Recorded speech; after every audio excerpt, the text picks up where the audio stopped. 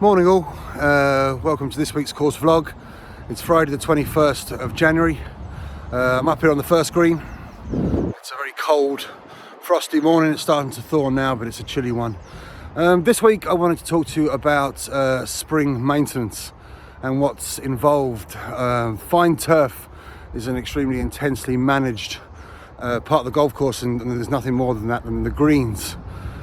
So there's a few components that the greens need in order for them to perform to the level that we want them, and they can be kind of broadly broke down to a number of sections. One is aeration. Aeration allows passage of water down through the profile and also encourages healthy root growth. Top dressing is another one. This is what we do every kind of 3 or 4 weeks. Very light dustings. This helps keep the surface even while breaking down the thatch accumulation within the top inch or so. Greens they're a sand-based area, so we have to give them everything that they need. So there's a lot of inputs in relation to fertilizer, chemical intervention if we need to stop disease. There's products that we use to aid water movement down through the profile.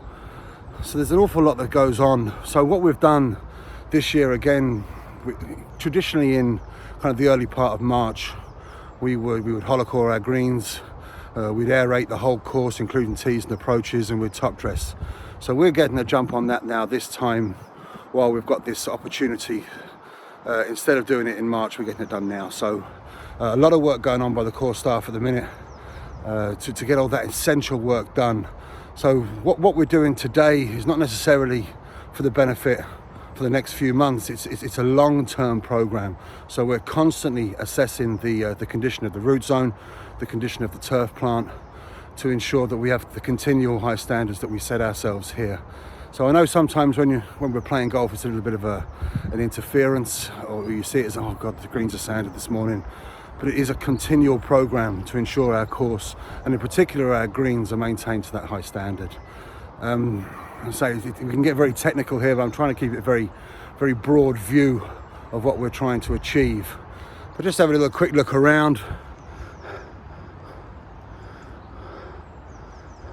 Looking well, nice crisp morning. We are getting a little bit of activity with the birds pecking in the greens, looking for both grubs and nesting material. So we have the kites back up around various locations around the course.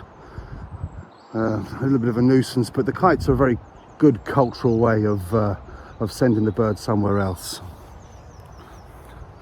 Listen guys, we'll see you next week.